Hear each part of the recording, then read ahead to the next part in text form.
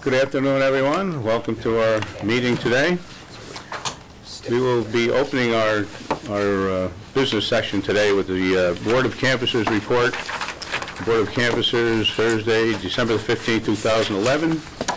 And on the agenda is the certification of the election results for the November 8th, 2011 general election for justices of the Supreme Court. Do we have a motion?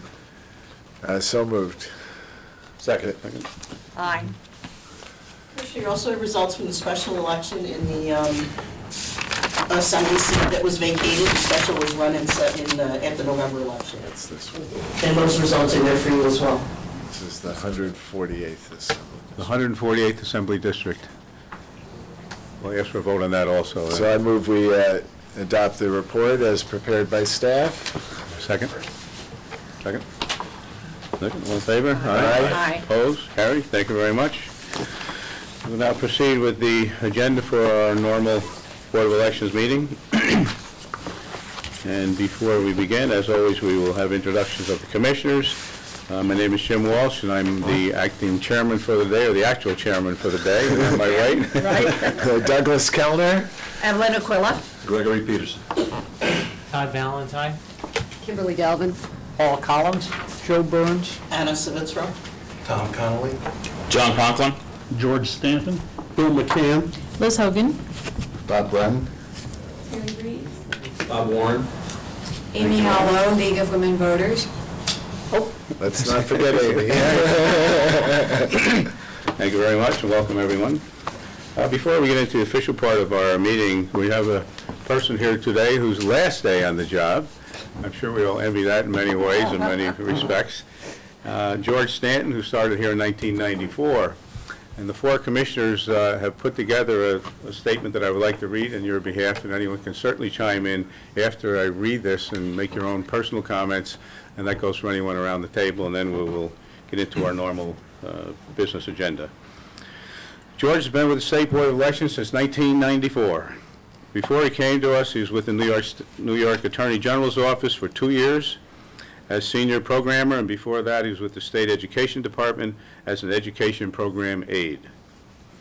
As director of the State Board's Information Technology Unit, George has tackled a number of projects while here at the board and completed them with skill and competence, but the achievement he is most proud of is the creation and implementation of the New York State Voter Database.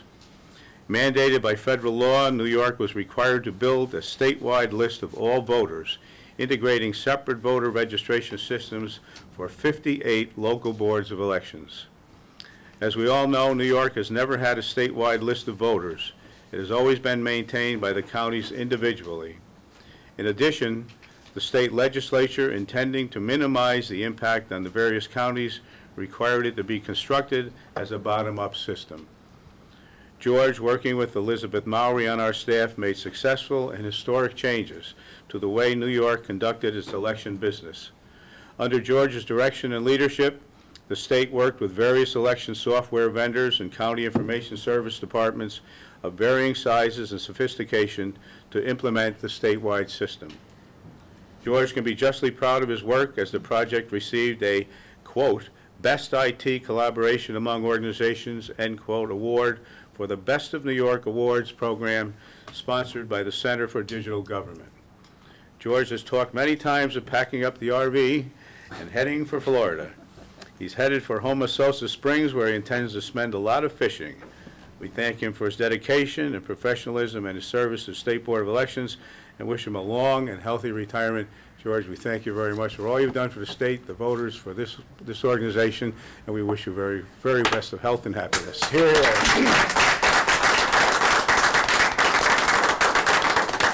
The state can't afford the gold watch, though.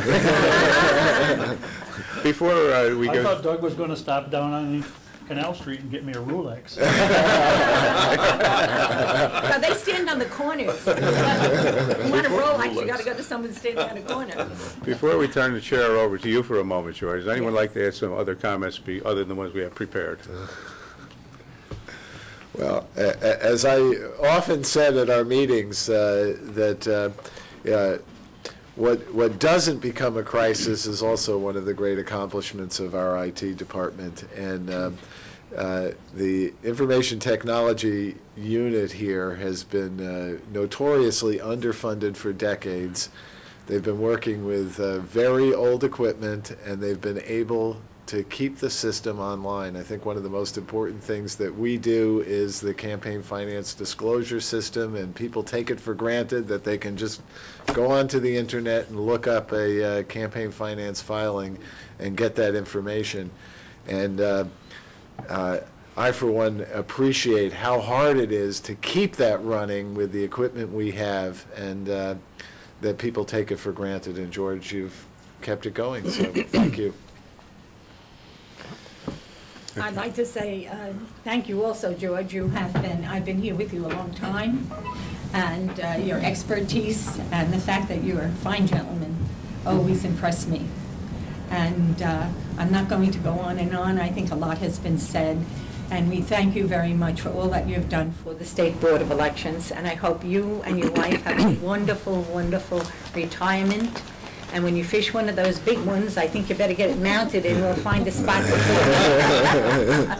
So thank you very much, and God bless you. And I hope you have the best of health and a really good and long life. And I just wonder, George, if you will be kind enough to leave the gum and Band-Aids behind and going, we really appreciate it. But I've always been impressed by your professionalism and how you do so much with so little. And I, too, join everybody in wishing you a very, very happy retirement. God bless you. Thank you. I did move my big box of rubber bands out into public domain. That'll do it. George, would you like to say anything yourself in parting? You guys kind of caught me off guard, but of course, I guess Evelyn and Ann are the only ones here that have been here as long or longer than I have. So.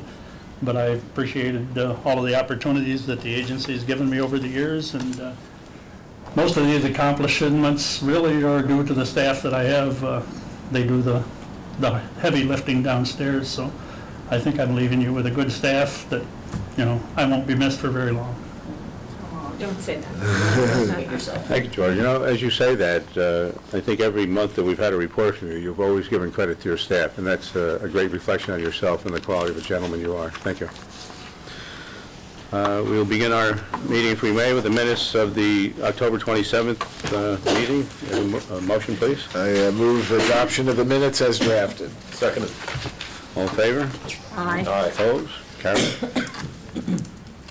Unit updates. Bob, Brehm, Todd, Valentine? Well, on for whatever reason, our normal post-election quiet period is not particularly quiet.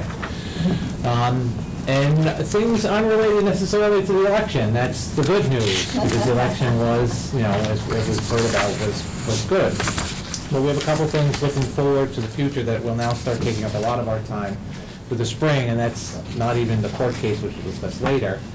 But we will be moving, we're planning to move the agency. It's a part of the governor's restacking initiative to put agencies that are in leased space into state-owned space in order to reduce costs on the agency, of course, and the state naturally. The good thing is we're not going to move far. You can almost see the building. It's just a block south of here, and it's a state-owned building that's across from the Dunkin' Donuts, if you've noticed. Called the May I 10X say building. something? This is our fourth move. Fourth? Well, it'll only be mine for you, yes. 4 moves. Yeah, it'll only be my second, so. We had an initial kickoff. We've actually had 2 meetings on it. We had an initial meeting with the Office of General Services, and then we had a kickoff meeting to start getting down into the nitty-gritty with OGS earlier this week, and we met with senior staff yesterday to start identifying some of the special needs that they have. For example, with regards to the database, obviously, for our resources, but also for the petition filing room that needs particular security measures. So that's, we're targeting, or I should say OGS, our Office of General Services, is targeting us to move by March 1st. That hinges upon, we've said repeatedly, and are respecting this, that our political calendar for next year is in a bit of a flux right now. We won't know what we're doing beyond April, how that's going to work. March 1st, we said, was a little unrealistic, given that we have a primary in April. We need to be able, the counties need to be able to connect to the database in order to get their registration list and poll books printed. So they're aware of that, and they're going to work with us on that. So, but they are looking for an aggressive schedule. Obviously, the sooner we move, the more money we save in this fiscal year and then going forward. We're holding over our lease. Our lease expired last year, so. But also tied to that, and you may have noticed this, and I don't know, we moved to a new email system, and George can go into more details if you want. And we've been working on getting the kinks ironed out on that, because it's always a big transition when you switch email systems, because everybody has their address books and they're used to working in a certain fashion. It'll be a big change, because it'll help address, while we had to move because our old email system was reaching its end of life. The new email system connects us with the rest of the entire state. It standardized the email for the state. We have new email addresses, also to change the URL for our website. But the key thing that's going to help us is the ability to archive that, and when we get requests, as we get occasionally for FOIL requests, we'll be able to search a lot easier and be able to respond to those in a lot better, a lot simpler fashion than we're doing now. And then we had a meeting earlier with DMV. They want to start an initiative on it. Bob wanted to talk about that in a little bit more detail. We met with the commissioners and their staff. They have a project. I don't know. Did it have a name? I don't think so. I think they're facing the same challenge as every agency. Fewer staff trying to review all of their programs and how can they more efficiently deliver the programs. They've identified the NVRA component as a project to try and improve how they collect all those voter registration pieces of paper now, sort them manually, put them in envelopes, and mail them to all the county boards of elections from the various DMV offices in the state, as something that they think would be good for automating and from a cost and a time point of view, provide this information perhaps on a nightly basis directly. And they're looking at the Electronic Signatures Act to allow them to find a way to get that data compliant with the state law and the regs as to how they collect that information and funnel it directly to the county boards in a way that's still usable to the county board. So we had an initial kickoff with Commissioner Fiala and her senior staff, where they identified to us the project and looked a little bit to us as to how they might work through our Nysboe system. I mean, right now we have Nysboe connected with information going back to DMV, but not for new registrations. That's all pieces of paper that DMV puts in an envelope and mails. So they want to look at the My DMV program that they are working on. Is there a way that they can incorporate the voter registration component, the electronic signature, and then directly email that information to each county board of elections? So it was a 45-minute meeting as to they identified the project they're working on. We offered whatever help we can, but also recommended, just as they do for DMV projects, and include a steering committee of county clerks, that they also reach out to the association and get a representative group of the Board of Elections, because we really want to make sure that the data that is coming is in a usable format that they can have. So they've already followed up with us. We provided information, the contact for the association, to set up that contact for them, to try and get that kitchen cabinet group together, and also they asked for the vendors that each county uses to do their voter registration, so we sent that information. So I'm not quite sure yet. They haven't asked us for the next step. I think they just were taking that information and trying to put it into their plan, and that they would reach out to us as to what more we need to do. But it's if you consider when that program was set up in 1994, 1995, all of the electronic things that are more commonplace now were not even on the table. The act wasn't adopted till '99. So it sounded interesting. The association members, some of their officers were here the day after we met last Wednesday. They were here I've lost track of the days. They were here December 1st, I think. No, December 8th was the day that you had your meeting.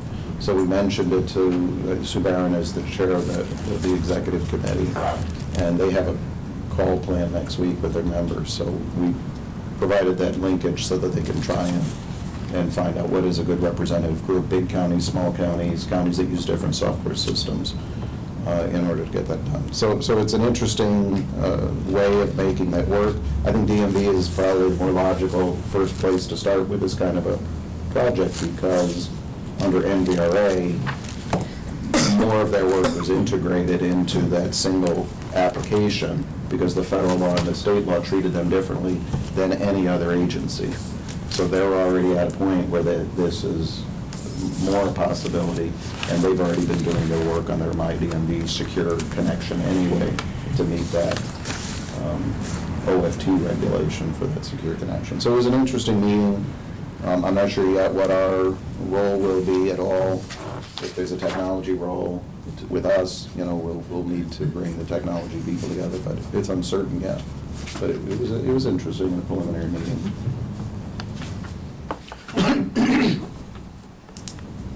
Thank you. I know you may know this, I mean, to put you on the spot. Do you know the address of the new office location? 40 North Brehm. 40. But we don't know what floor yet. Okay. Thank you. Legal, Kim Galvin. Thank you, Commissioner. Paul and I set forth what we've been doing in summary in a report. Two things that are worth mentioning, I think, to highlight are the two cases that we have with the Department of Justice. One being the database issue with New York City. That has reared its head again. We filed a joint report last week that was required by the court, and we are going to file a more detailed report on the status of the New York City list numbers in early January. Brian Heffernan, who had been our longtime point person there, has left the Department of Justice. Oh, really? I guess he's retired, so I wish him well. I doubt he's watching anymore. And if he is, He bent over back. I thought he bent over backwards sometimes. and if he is, he should turn us off. New person assigned I there. was just going to say the same thing. New person assigned there, He came to one Justin. of our meetings, so. He's come to several. Yeah, too, yeah. Some One happy or two, times, yeah. some not so happy times. And with George leaving, unfortunately for Elizabeth Mowry, I guess she's going to be the person that we work with on figuring this out. So we still have some work to do on that, even though it's been quiet for a while. And the second, of course, being the litigation to move the primary. As you are aware, we had arguments in front of Judge Sharp this past Monday, and we're required to file certain submissions next Monday and the Monday thereafter. But I'm sure we'll discuss more of that particular case in executive session as we move forward. Paul, do you have anything to add? Not really, no. Any questions? Thank you, Kim. Election operations, Anna, please. Thank you, Commissioner. I don't have much to add aside from what you see in our written report. We are, as you most likely know, Brennan Center issued a report concerning overvotes in New York State, and they took particular issue with Yates County and Greene County, and also one of the boroughs in New York City, one of the election districts in New York City, actually. So Bob Warren and his crew have been working with Yates and Greene to actually get ballot programming information and ballot images so that we can do the kind of forensic review, I think, that the issue warrants before any declarations can really be made. We're also hoping that to review the matter in New York City. When we do their physical asset audit, we have to go to all 5 boroughs and do a physical asset of the voting machines that they have and other how to purchase items.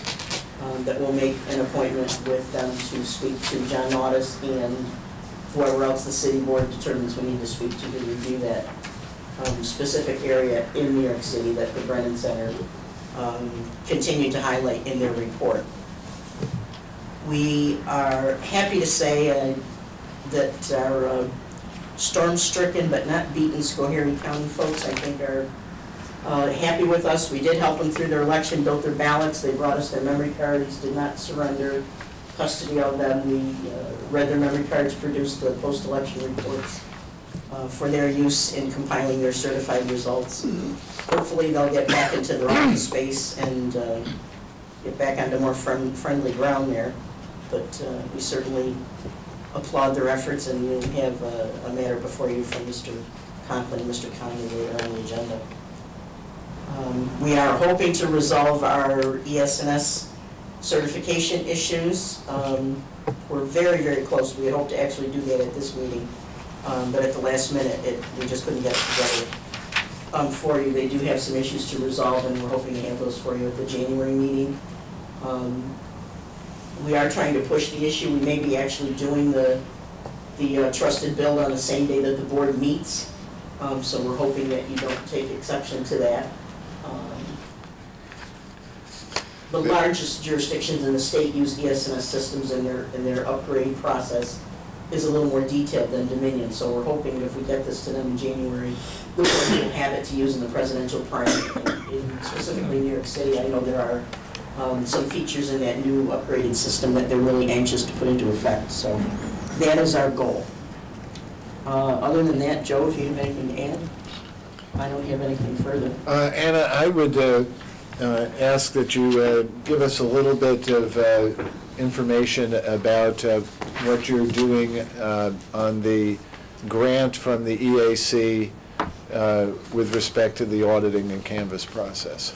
We did meet with a gentleman, I can't remember his last name, his first name was Larry? Moore. With Clear Ballot Group, and he has developed a way to use ballot images to conduct an audit, completely independent from the vendor's software. We had a bit of an interview with him on the phone. We decided it was worth seeing, so he came down from Boston and demonstrated his product for us. He has it working with ES&S, but not our version of ES&S, and he hasn't, he's only just begun to have conversation with Dominion to see if he can use those images in the same way. It's fascinating to be able to do that in literally zero time. The time that it takes now to hand count ballots, and hand counting ballots, as we know, is very subjective. This is a really unique process. So in our grant program, we're allowed the developmental research, and we're allowed consultants, et cetera. So in the grant award, there is some money to be able to bring him on board and see if he can develop that process for use in New York State. We would report on it globally so that other states could take advantage of everything that we learn, but clearly we'd want to be able to demonstrate it using our own systems. So we're working with OGS. He is a sole provider of this technology. He invented it, no one else has, so we have to work with OGS in an advertisement in order to actually bring him on board.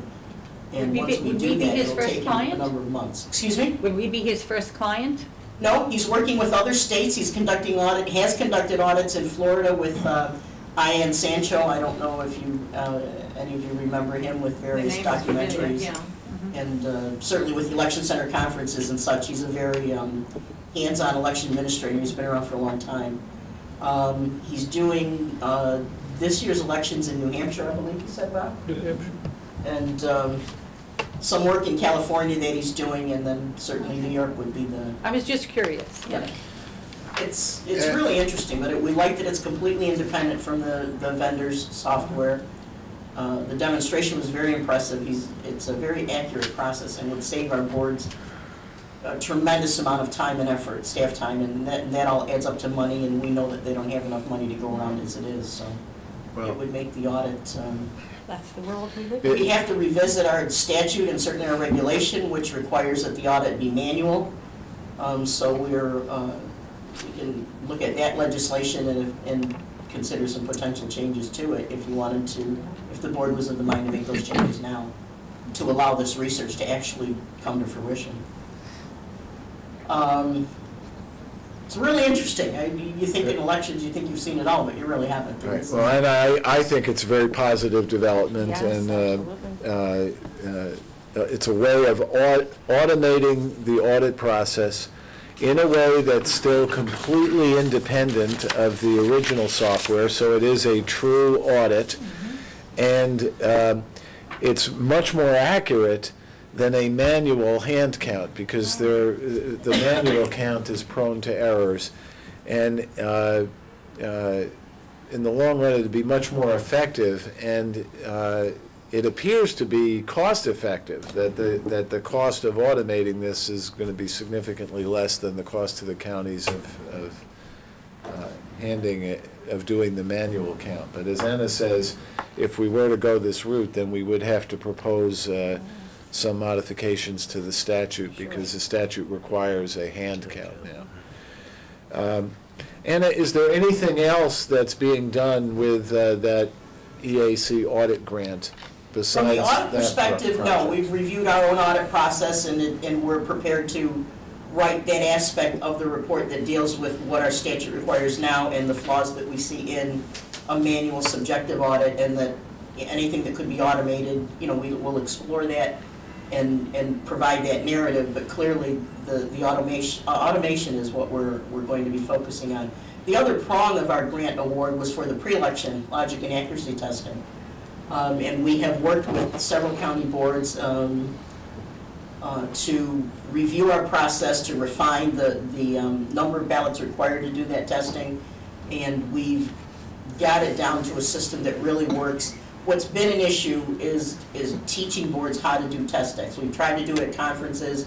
We've done it here on an individual basis. That seems to be the best.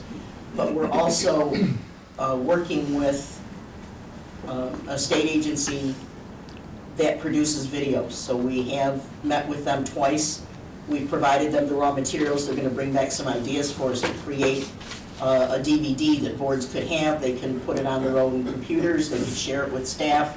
They could use it as a resource, as a training tool, but also as a, you know, you can pause it, go back, build a test deck, see if you did it right. It's a very interactive proposal that we have from that video group. And they're working on just the very initial stages of that right now. So those are the two prongs, and that's the status that we have to report on the grant. The award was for $230,000 total for both. Thank you. Thank you, Anna. Yeah. NVRA PIO, John Conklin. Thank you, Commissioner. Just want to highlight a couple of things from the written report.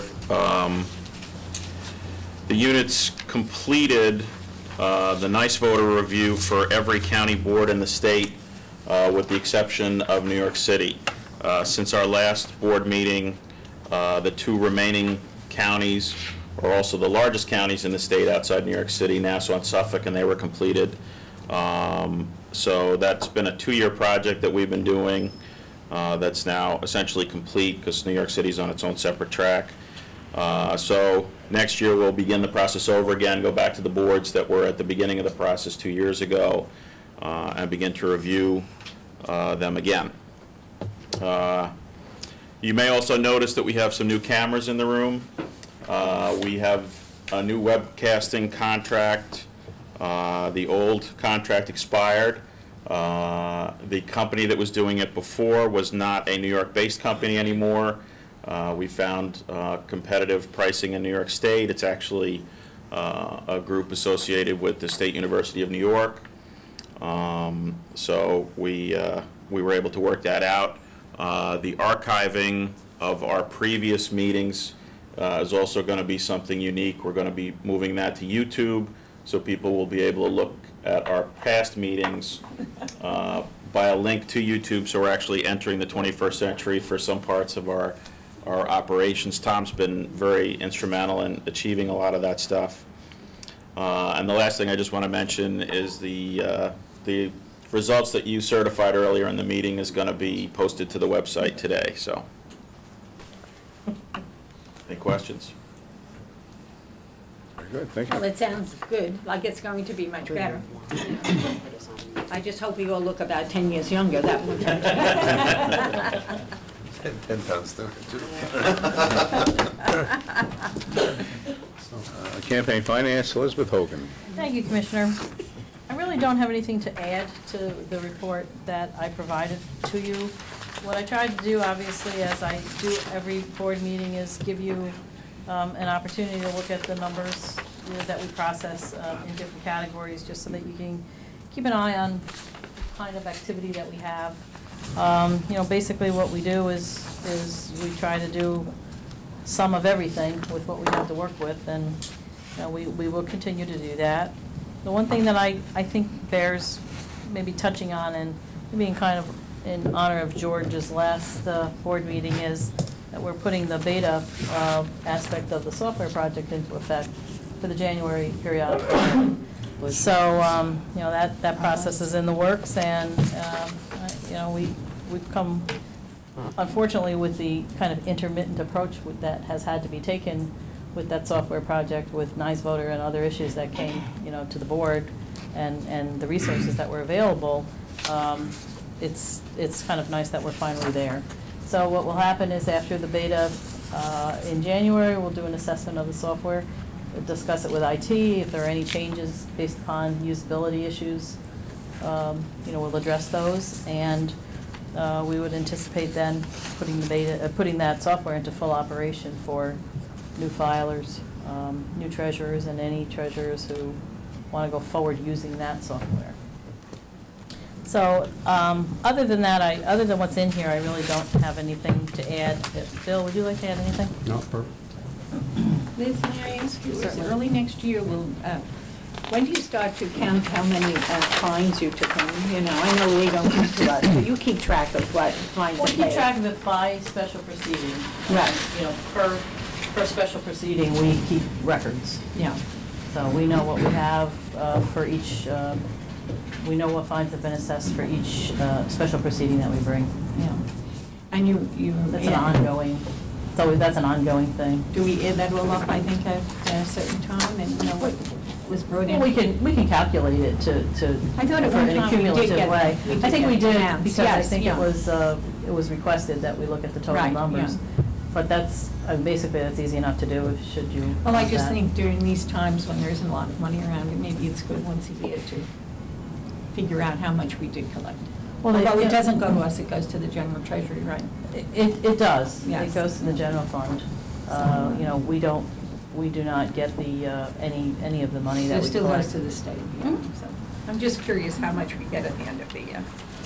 I notice here that you have 477 new committees that you registered. In net of about- October and plus- November. It doesn't ebb and We've flow, registered- it's not an election cycle. Right. You know, people, you know. Some terminate and some Right. Yeah, no, register. there's a net gain of about 300.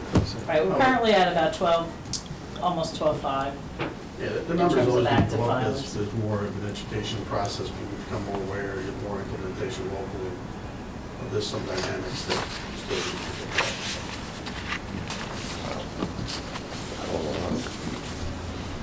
Thank you very much. Next on our agenda is ITU George Stanton, and George Stanton has submitted a letter to the commission and directors, and in this letter he states... Tell us what he really thinks. George, you're fired. In this letter he states, "This letter will serve as my final official report to the Board of Commissioners." This is your final official report. Would you like to make any unofficial report, George, on your last day here? Yeah, I mean, I hope everybody read the letter, because I'm not going to read it out loud, because I'll probably get Very choked nice. up reading it. I would like to say that for any of the county folks that might be watching out there, that it's been a pleasure meeting all of you over the years, working on Nysboe, and met a lot of great people. I did actually have 3 things that I wanted to add that we did accomplish, and I've sort of lost my notes in all the excitement here, but and they've been touched on. We finalized the changeover to the nice mail. We have finished the EFS software, put it out for beta testing. Finally, didn't seem like it was ever going to end, but that's done. And the other thing that we did accomplish was we made the changes to Nysboe to accommodate the new political parties, and the county software vendors made their changes, and that's all been accommodated. They still have to make the changes to the like the green parties that already existed in the database. There's going to have to be some auditing done. Somebody's going to have to follow up on that. But the tools are all there. It's been done. I look at my leaving as a win-win situation. A win for me because I'm going to be retired, but a win for some folks downstairs to have a chance to step up and show you what they've got, and possibly a win for you. You might get somebody to fill my shoes that's got some new and bright ideas that I didn't have, and I think it'll be good for everybody. So, thank you all. Thank you again, George. Well, since you retired at the same time that Heffernan retired, hopefully you'll see him fishing in Florida, and you can put a good word in for us. And not watching us on Free. I won't be watching on YouTube. Thank you. Thank you, George. That brings the number down to 8.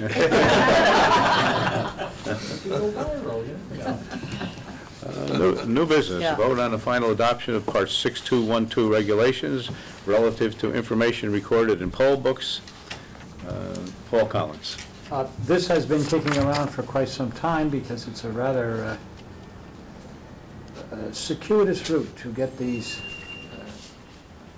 regulation changes through the various agencies that have to approve. But it has been published, and I'm sorry to advise that nary one comment was received, not one. So I believe that the commissioners may now vote on this as it was originally proposed and published. And there is a resolution in your packet to that effect. I move adoption of the resolution. You have a second? Second. All in favor? Aye. Opposed? Carried. Thank you, Paul. Thank you. Item B, discuss a new Part 6200.10 regulation relative to independent expenditures. Elizabeth Hogan and Bill McCann. Well, Commissioners, as you know, we were mandated to draft and put forth this regulation over concern that the legislature and the governor stated regarding filing disclosures of independent expenditures. We have, Bill and I and our staff have worked on getting a final version of this. The version that is in your packet reflects numerous rewrites and considerations of comments that, with in-house as we've vetted it. So it's there for your review.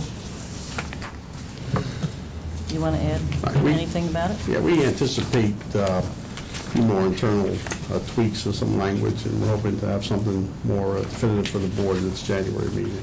So you're not ready to actually publish this for public comment yet? I'm talking about doing that at the January meeting, and that'll start the regulatory clock? Yeah. going? As soon as when you vote on the text, at whatever meeting you choose to vote on the text, it will go through that process, the SAPA process. Why not just publish this now, so we meet the statutory deadline, and then modify it after the publication? You'd have to have a second public comment period. It's not ready for publication yet. All right. I don't think that's a great idea. You'd almost, just, even if you did, Procedure-wise. when you made the changes, you'd have to go off another 30-day comment period. Right. So I think the date we're looking at having the meeting is less than 30 days away, so it'll probably be faster if we can. Okay. If it's not ready yet, it'd probably be faster to wait till the next It's not. meeting than it would to publish it and then have to do the 30-day change anyway. If we're meeting less than 30 days from now, which I think we're looking at. Yeah, we can save any time. Okay. Next item is a vote to authorize the agency to submit a hiring freeze waiver to the DOB as required by Budget Bulletin B 1182. No, I don't either. Well, I mean, the resolution would just say that we're, what the title is, so why don't we just, I make a motion that we adopt a resolution to submit a hiring freeze waiver to DOB pursuant to Budget Bulletin B 1182 to fill the vacant position of Manager of Information Technology. Well stated. We have a second. All in favor? Aye. Opposed? Carried. We have to do that. Vote on a resolution commending Schoharie County for their efforts to conduct the November general election, overcoming the extensive flood damage to the community. John Conklin, Tom Conway. I think it's very straightforward. Schoharie was in the unique position relative to the other counties that had flood damage in that they did not have a primary election. Otherwise, they would have been included in the round of resolutions we did for the other counties earlier this year. But they had they were one of the most severely damaged counties as a result of the flood. So they deserve as much accolades as we can give them. Anna mentioned that they're still not completely back in their building even now. So I think it's very straightforward. I move the adoption of the resolution as drafted. Second. All in favor? Aye. Opposed? Carried. Discussion of the legislative packet for 2012. Kim Galvin. Yeah, well, this is certainly just a generic effort. I know that some of the commissioners wanted something in this packet, and so despite Anna's strong efforts, this is the best we could come up with at this point. A few of the first ones on the blurbs are just rehashes of other things that we've put forth that the legislature doesn't seem to pay much attention to. The publication of election results, I know, is one that would save a lot of money that perhaps they can talk about again this year. There are some new ideas as a result of the ballot usability studies that have been done. I anticipate there will be more coming than just the removal of the fist and using the multi-case characters for the candidate names. We do have everything drafted and memos done on these things, but they just weren't exactly ready to come before you. The one that you do have is the suggestion of the canvassing at the polling places. We did include that draft because I understand Commissioner Kellner wants to talk about that one specifically, is what I was told.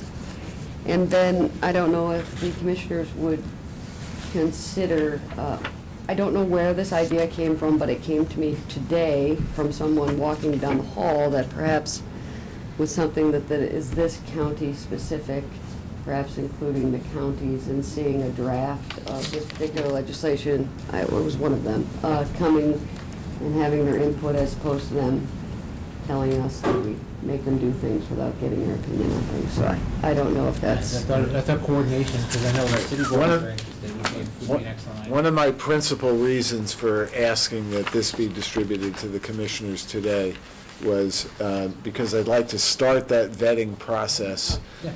That we should send this out to the counties for comments. I have already given a copy of this to New York City. But in addition to sending it to the counties, that we give it to the election law committees of the bar associations. I haven't given it to them yet, but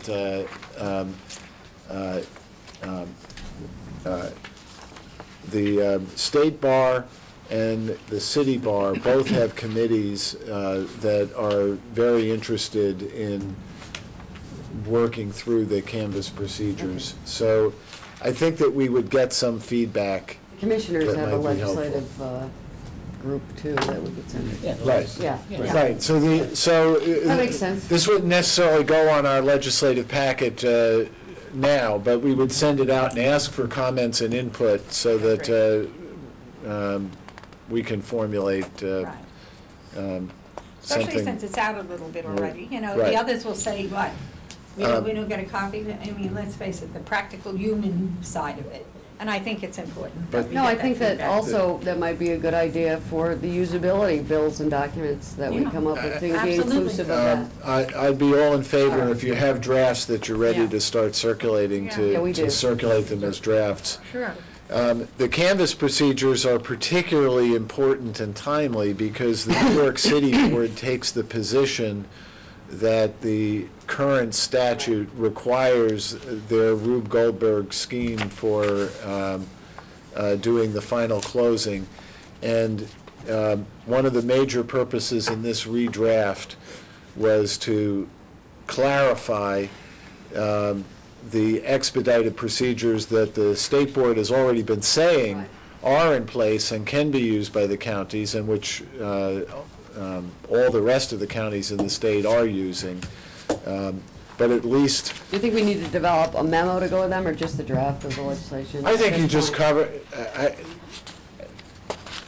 I'll leave it to you, Kim. I think so at this point, because what we've really done here is a redraft almost from scratch of Title I of the Canvas article in the election law.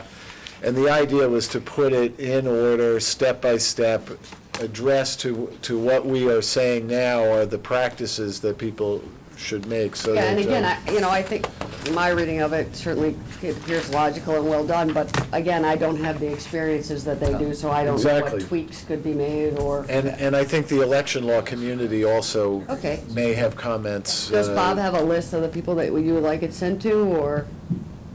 Well, we'll work it out. Okay. As I say, I think we'd send it to the association and the chairs of the election law committees of the bar association. Okay, that'll be fine. We'll get that done. And, you know, still in the works is a redraft of Title II. You know, the most important thing is if we can come together with a bipartisan consensus on revising the recanvass procedures to deal with the public criticisms that there's no recount at all in a close election, and come up with some kind of agreeable formula on when the recanvass should be escalated into a manual hand count.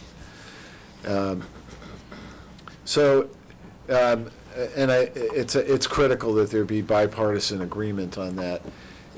New York City is still using the formula that was adopted in 2000 when they went to scanning absentee and provisional ballots, which is that they escalate to a hand count whenever the margin is less than 10 votes or 0.5%. And they have kept that procedure in place, but that is a very rough number because 0.5% in a statewide election, that margin is too big to trigger a recount. When you figure that the error rate, I figure is roughly 1 in 2,500 ballots, which are ballots that would be valid under our Part 15, 6210, Section 15 regulations on what is a valid vote that would not be picked up by a machine. And that's really what you're trying to pick up in the recanvass. So how to develop a meaningful formula to address that. What was that man's name? What? No, it's not the same issue, but Okay. right. Yes, it was Howard Stanislavic. That was not a meaningful formula. No. Formulas It was painful every time. Well, and what it is the difference between the audit regulations and the recanvass procedures, because they're really two different things. Yeah. The audit regulations, as we drafted them, are designed to ensure that the machines are accurately counting votes. And that also we may want to revisit. Anna already brought up this issue of, well, can we automate that audit process? It may also be, now that we have some experience with it, that we can take a simpler version of what Howard Stanislavic was proposing, which is that it be done with a risk-limiting formula. So instead of just the gross 3% formula, that there be a more meaningful formula that would actually involve less auditing. If we're automating the process, it may not be that important, but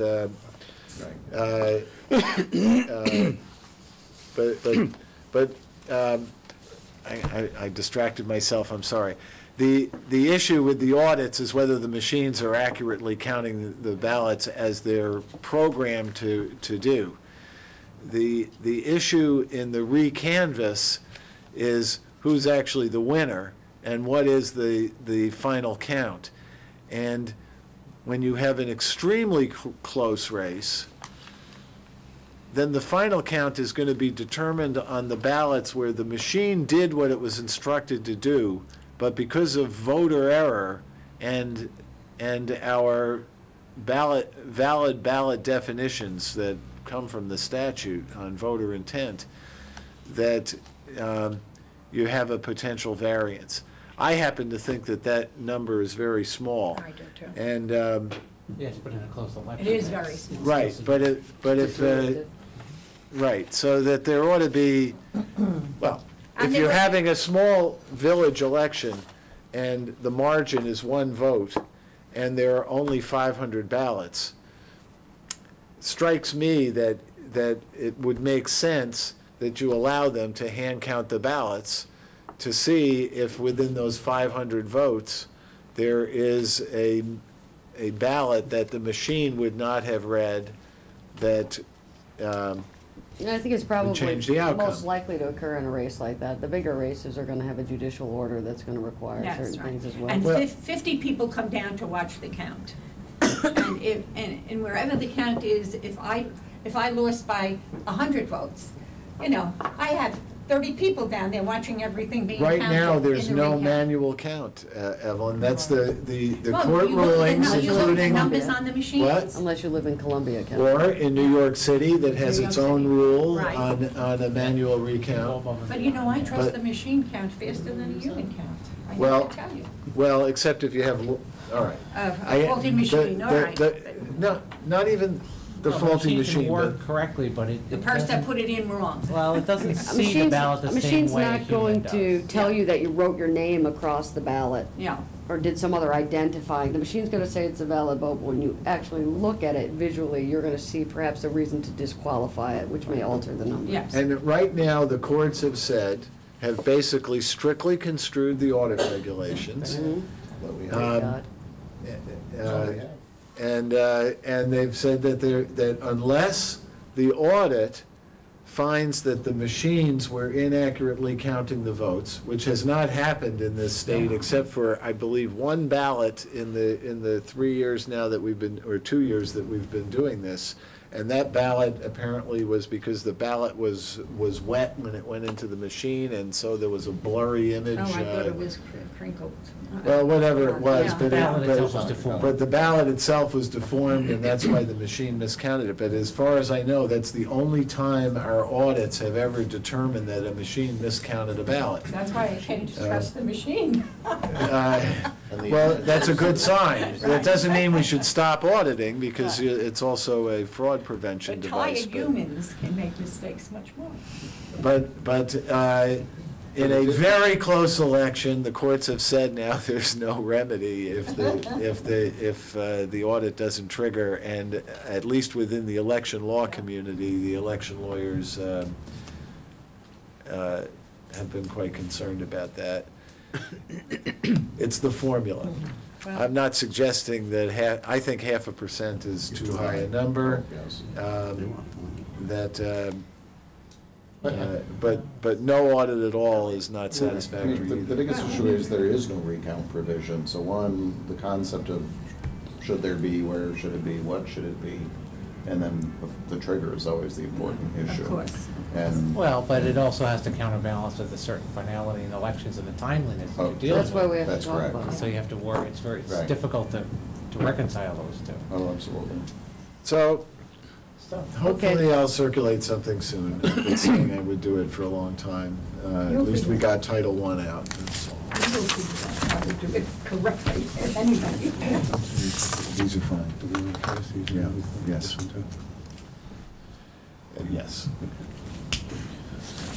Our next meeting date will be on January the 12th, 2012. And before voting on going into executive session. We have some preliminary determinations and an update. Can we have a motion, please? I move that we adopt the report of the Campaign Finance Unit on each of the preliminary determinations. Second that motion. All in favor? Aye. Aye. Aye. Opposed? And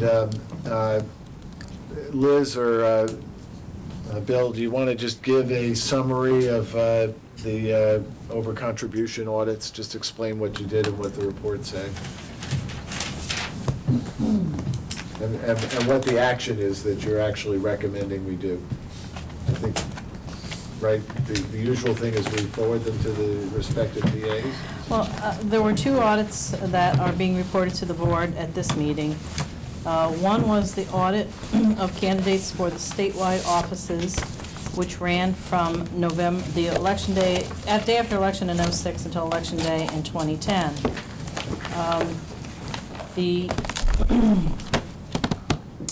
The process that the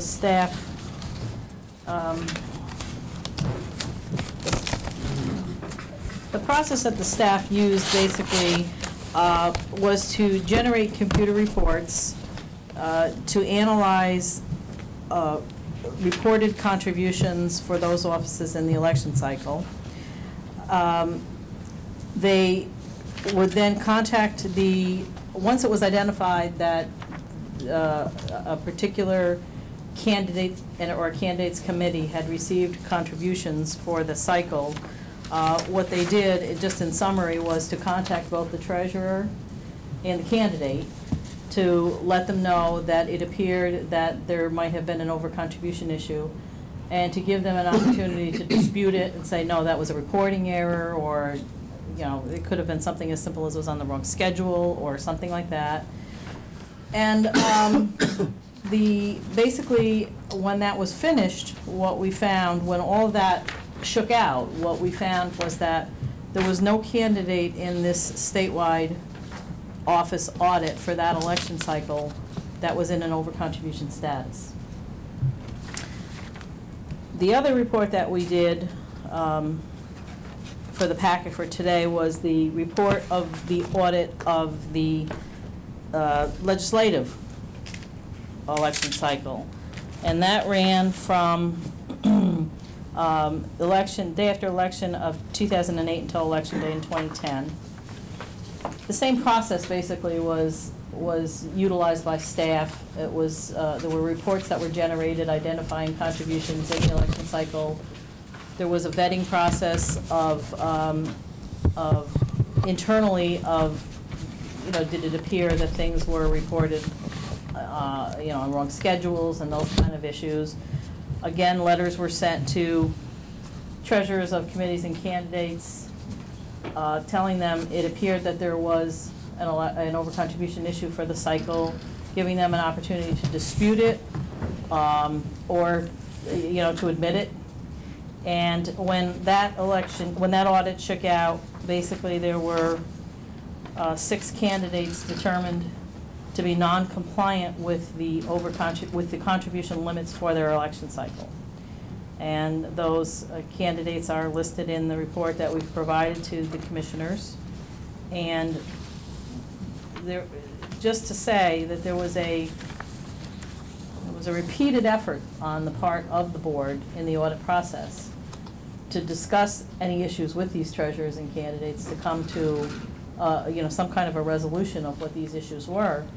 But in these particular 6 instances, what happened was either they were just, the candidates and the treasurers was totally non-responsive to us, or they just didn't take care of the issue, you know, to address it.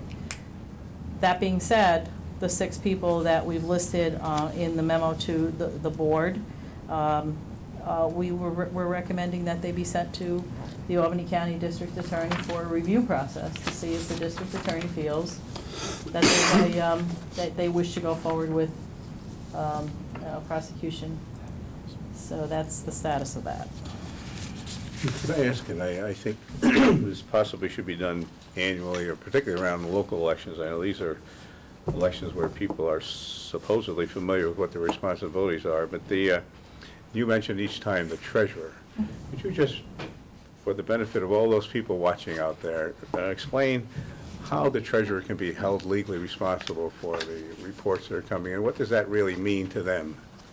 Well, when committees are registered and treasurers are registered here, basically what happens is the treasurer assumes the responsibility for the actions that the committee takes relative to financial disclosure reports. As well, the candidate gives us a form that tells us that they approve this treasurer and this committee to be in place to represent them, to effectively deal with the financial issues of their campaigns. So what we have is we have documentation from the treasurer, and as well we have documentation from the candidate naming the treasurer, and the treasurer takes full responsibility for these things. What does that mean legally? What kind of punishment is there for a treasurer who is not performing and has been warned several times? Well, it depends on the circumstances. I mean, ultimately, as you know, the State Board of Elections doesn't have prosecutorial authority. We can investigate and refer as the case might be. There are issues concerning filing, and we have processes in place for that. And then there's the issue relative, in this case, to an over-contribution and the limits that apply to that.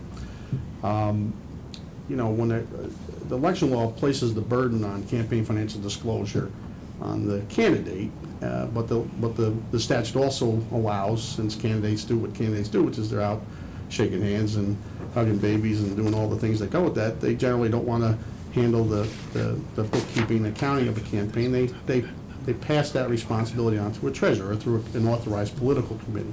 And in that case, the candidate becomes an agent of the committee, just like any other member of the committee. And so the treasurer, then taking on those responsibilities, is obligated to, they register the committee with the board, they make all the disclosures of all receipts and expenditures made by the committee, and take on the obligation. The statute specifically places the obligation to make those disclosures on the treasurer, especially when the candidate notifies us through the appropriate form that this is the process that's going to take place. Excuse me, may I say something? Most treasurers, especially in small races, haven't any idea of Right. that. That's why I'm asking. They really Right. don't have any idea Right. of that. Well- We should almost send them out, when that treasurer is registered with us, we should send them out a list of their responsibilities. We do that. You do, We do. okay. Because I've talked to people who are Boards of treasurers. elections do the same, local boards do the same thing. Yeah. Right. We inundate them with. You know, we, But they don't seem to know what their I think, responsibilities are. excuse me, what very often happens in a local election, you might appoint your best friend or your cousin or Yes, something. right. And sure, I'll take it. And then all of a sudden, somebody tells them, do you know what that responsibility is? trouble. You know you Right. can be held responsible, and you know. Well, we And they have, say, "No, I I didn't mean, They know try to that's sell their serious." house, and there's I guess when they receive this information, they throw it in the waste paper well, the basket. process that we have, of course, here at the board, from the educational component, we do everything that we can. Right. I wish we had more money to do Yes. more educational function, but we do, I mean, when a treasurer registers a committee, they are sent in a letter within a day or so, and it gives them their responsibilities, it gives them their PIN number, which serves as their electronic signature in the filings, and they're told all this stuff. Once a year, we do a mailing in the spring, and we send them out all kinds of reminder issues, and, you know, we remind them of certain federal regulations and all this stuff. I knew they And then we received the run PIN the number. seminars as well, and we encourage, we work with we have a liaison program with each county board, and we work with them to try to get them to round up these people to come so that we can help them. We also have the helpline. right. Yeah. Beyond that, it's difficult to Right, there's know what nothing more. else to do. I didn't know most of that myself. Right, well, I can say, you know, I've served as a treasurer in the past, you know, it is in many ways a thankless, but very important Yeah. position. You know, again, we do a welcome letter that's pretty in-depth, Right. but you can only give so much information that. We have a handbook that has a lot of information. We do an annual filer update. We do a series of training seminars throughout the state. We have our phone staff is phenomenal in the amount of Yes. patience and time that they spent with callers to work them through the, you know, and we try very hard, as takes place in these audit processes, where we bend over backwards to work with these committees to mitigate any issues that might be there. But ultimately, there are those who are 100% recalcitrant, and they just for any number of reasons. Don't pay attention. Don't do what they have to Right. do, and so. And relatively speaking, there are very few of Yeah. those. Right. Compared to the number of, you know, registered filers that we have. You know, and the other thing that we do is we don't take a legal action against any treasurer candidate without, you know, for example, when we don't get a filing from someone, from a treasurer who's supposed to give us a filing, you know, we send them a letter and we say, we haven't gotten your filing.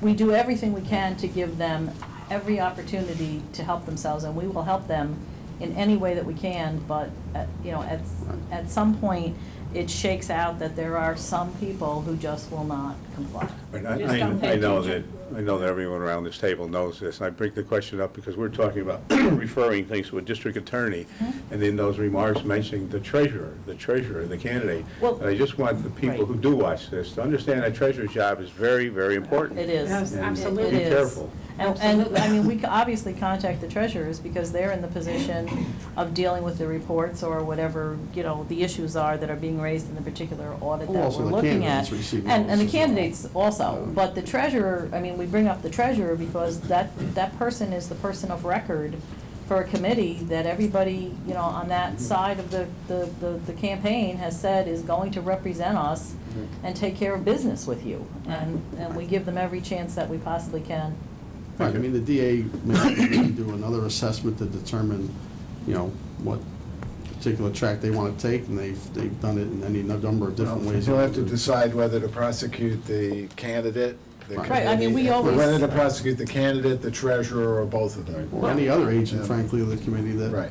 That's correct. So the motion is to adopt the overcontribution report and to refer the files on these 6 committees that are shown to remain in violation of the overcontributions to the Albany County District Attorney for possible prosecution. That's That's correct. a motion.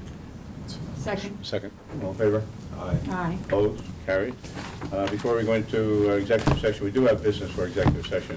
I'd like to wish everyone a happy Merry Christmas and Happy Hanukkah and all the other happy holiday and healthy, and a long, happy retirement, George. Thank you, George. No other business, we will come back after executive session for anyone who would Well, like. I don't think we're going to come back because we're just going to Oh, that's discuss. right, we're going to have no vote. Have to? No Oh, vote. okay. There'll be no vote taken in executive session, just for Okay, let's- discussion. Thank you all and good day. Be the memo in this.